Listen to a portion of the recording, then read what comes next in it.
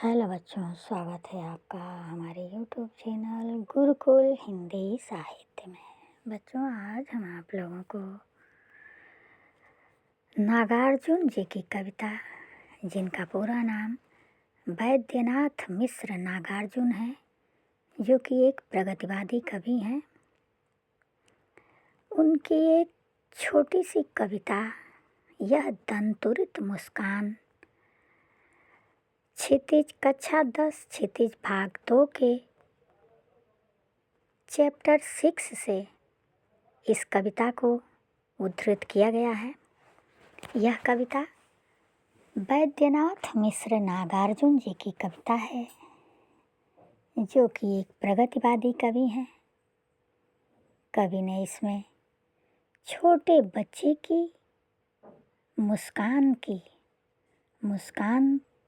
का बड़ा ही मोहक वर्णन किया है। कवि कहते हैं, तुम्हारी यह दंतुरित मुस्कान मृतक में भी डाल देगी जान। यह स्पष्ट है कि कवि किसी और बच्चे को नहीं, बल्कि अपने ही बच्चे के बारे में ये सारी बातें कर रहे हैं, क्योंकि कवि का जब जीवन परिचय आप लोग पढ़ेंगे तो पता चलेगा कि कवि विदेशों में भी कवि के नाम घुमक्कड़ और इधर उधर घूमने वाले, ये सारी बातें कवि के विषय में कहा जाता है कि कवि एक घुमक्कड़ हैं, जो कि एक जगह स्थिर नहीं रहते हैं। उन्हें यायावर भी कहा जाता है, जो एक जगह स्थिर न रह के अपनी शिक्षा दीक्षा के लिए विदेशों में भी गए हैं और वहाँ उन्हें कुछ समय अपना बिताना पड़ा है। इसी बीच उनके घर एक बालक जन्म लेता है, जिसकी परवरिश उनकी पत्नी ही अकेले करती हैं। कवि प्रवासी हैं और बड़े दिनों बाद अपने घर आते हैं। उसमें जब छोटे बच्चे का जन्म हो चुका है और बच्चा 2-3 साल का हो गया है, तब कवि अपने घर आते हैं और बच्चे को देखकर फूले नहीं समाते हैं। बच्चे को देखकर फूले नहीं समाते हैं, अर्थात अत्यंत ही प्रसन्न होते हैं और कहते हैं, तुम्हारी यह दंतुरित मुस्कान मृतक में भी डाल देगी जान। बच्चा इतना मोहक है,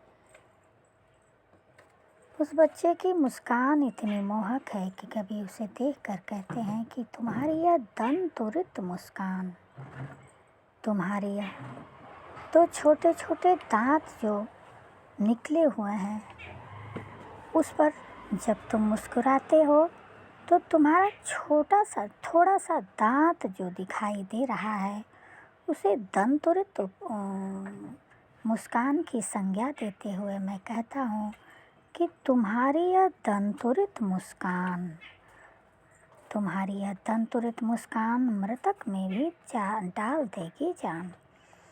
तुम्हारी यह दंतुरित मुस्कान मृत प्राय इंसान में भी, अर्थात अत्यंत नीरस से नीरस इंसानों में भी सजगता पैदा कर देती है, खुशी पैदा कर देती है, प्रसन्नता पैदा कर देती है।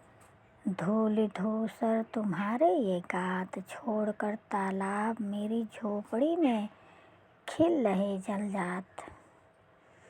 तुम्हारी ये तुम्हारी ये शरीर जो धूल धूसरित है, छोटे होने के कारण तुम जो धूल मिट्टी में गिरते पड़ते चलते हो, उससे जो तुम्हारे शरीर में ये थोड़ा थोड़ा मिट्टी लग गया है, उससे तुम्हारा शरीर अत्यंत ही शोभा को प्राप्त हो रहा है। वह तुम्हारा शरीर इतना सुंदर लग रहा है, वो धूल धूसरित होते हुए भी तुम्हारा शरीर इतना सुंदर लग रहा है, जैसे तालाब को छोड़कर हमारी झोपड़ी में कमल का फूल खिला हुआ हो। तुम हमारी झोपड़ी में कमल के फूल की तरह खिले हुए लग रहे हो। परस पाकर तुम्हारा ही प्राण मिलकर जल बन गया होगा कठिन पाषाण। तुम्हारे धूल धूसरित शरीर और तुम्हारे स्पर्श को पाकर अत्यंत ही प्रसन्न हो जाने का मन करता है, या जो भी अत्यंत नीरस भी होगा, तुम्हारे इस धूल धूसरित शरीर और तंतुरित मुस्कान को देखकर अत्यंत ही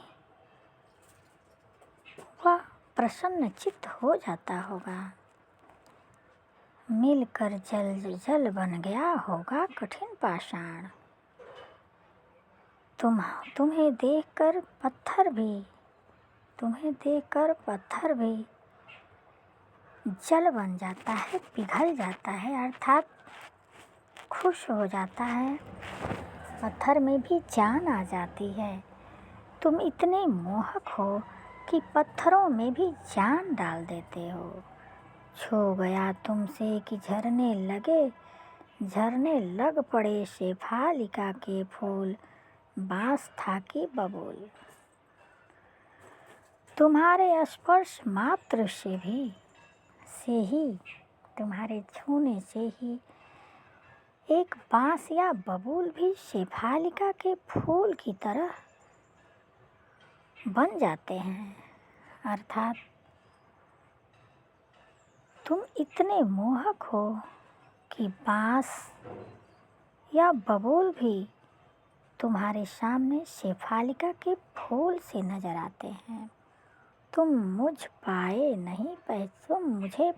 नहीं पहचान, देखते ही रहो अनिमेष। तुम मुझे पहचानोगे कैसे? तुम तो मुझे पहचान ही नहीं पाए, इसीलिए तो मुझे निर्निमेष अपलक नेत्रों से देख रहे हो। तुम मुझे पहचान नहीं पाए हो, इसीलिए तुम मुझे अपलक नेत्रों से देख रहे हो।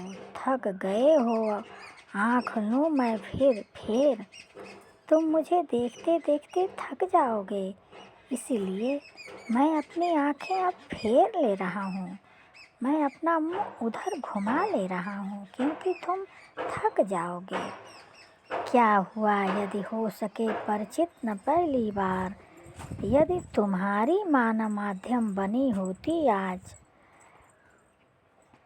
क्या हुआ यदि हो न सके परिचित पहली बार। हे अपरिचित, हे दंतुरित मुस्कान वाले मेरे छोटे से बच्चे, अगर हम पहली बार में परिचित नहीं हो पाए तो क्या हुआ? अगर हम एक दूसरे को पहली बार में पहचान नहीं पाए तो क्या हुआ? तुम्हारी माँ जो अत्यंत ही अच्छी है, अत्यंत ही सौभाग्यशाली है, जो तुमसे मिलने का माध्यम बनी है। यानी तुम्हारी माँ के ही माध्यम से आज मैं तुमसे मिल सका हूँ। मैं न सकता देख, मैं न पाता जान। आज अगर तुम्हारी माँ नहीं होती तो मैं तुम्हें देख भी नहीं पाता और न ही तुम्हें जान पाता। तुम्हारी यह दंतुरित मुस्कान, धन्य तुम माँ भी तुम्हारी धन्य।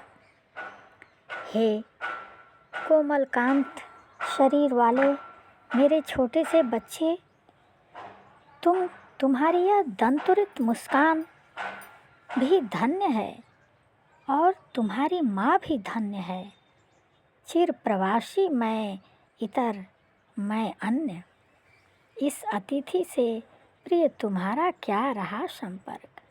मैं तो चिर प्रवासी हूँ, मैं तो दूसरा बनकर ही तेरे लिए रह चुका हूँ। मैं तो तुमसे बहुत दिन तक दूर रहा हूँ। मैं तो तुम्हारे लिए कोई दूसरा ही हूँ। इतना ही मेरा परिचय है कि मैं कोई और हूँ। इस अतिथि से प्रिय तुम्हारा क्या रहा संपर्क। मैं तो तुम्हारे लिए एक अतिथि हूँ जो कितने दिनों बाद अपने घर आया हूँ। तुमसे मेरा संपर्क भी टूट गया था। तुमसे मेरा संपर्क भी नहीं हो पाया था। उंगलियां माखी कराती रही हैं मधुपर्क। देखते तुम इधर कनखी मार और होती जबकि आँखें चार। तुम्हारी माँ ही तुम्हारा पालन पोषण की है। मैं तो तुम्हारे लिए न के बराबर हूँ। मैं तो प्रवासी बनकर ही रह गया हूँ। तुम्हारी माँ ही तुम्हारे लिए सब कुछ है। माँ तो वैसे भी जननी जन्मभूमिश्च स्वर्गादपि गरीयसी।